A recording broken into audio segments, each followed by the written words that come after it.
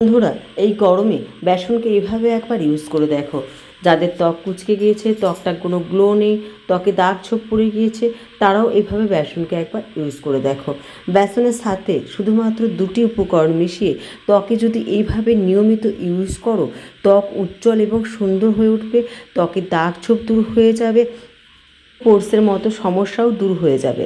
যাদের ব্রণর সমস্যায় প্রচুর পরিমাণে ভুগো কিন্তু কোনো কিছুই কাজ করছে না, তারা এই প্যাকটা একবার ইউজ করে দেখতে পারো।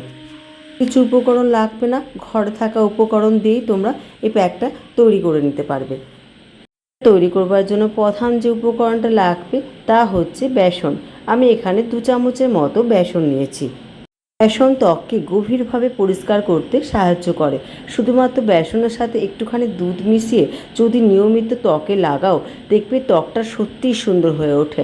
বেসন ত্বককে উজ্জ্বল করে তুলতে, ত্বকের ট্যান দূর করতে সাহায্য করে থাকে। এর সাথে দিয়েছি 1 চামচের মতো মুলেঠি পাউডার। এটা তোমরা অনলাইনে সহজেই পেয়ে যাবে, আমি অনলাইন থেকেই নিয়েছি। যত্নে মুলেঠি ভীষণভাবে কাজ দেয়। এটি ত্বকের দাগ ছোপ দূর করে, রোদে পড়া দাগ দূর করে ত্বককে উজ্জ্বল এবং সুন্দর করে তোলে। সমস্ত উপকরণ মেশাবো টক দই দিয়ে। টক দই রয়েছে প্রচুর পরিমাণে ল্যাকটিক অ্যাসিড, জিঙ্ক, যা ত্বককে আর্দ্র রাখে, ত্বকের দাগ ছোপ দূর করে, ত্বকের বলিরেখা দূর করতে সাহায্য করে।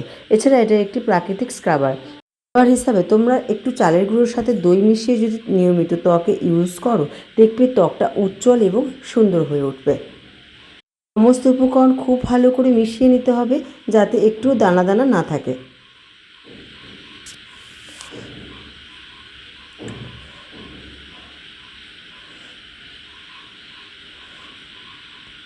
একটা লাগাবার আগে মুখটাকে পরিষ্কার করে নেব। এর জন্য আমি টোনার ইউজ করছি। টোনারের বদলে তোমরা গোলাপ জলও এখানে ইউজ করতে পারো।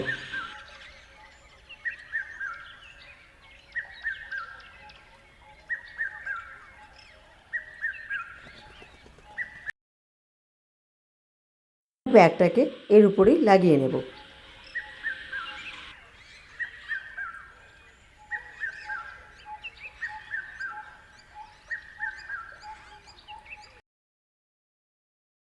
লাগাবার পর এটা 15 থেকে 20 মিনিটের মতো রাখবে।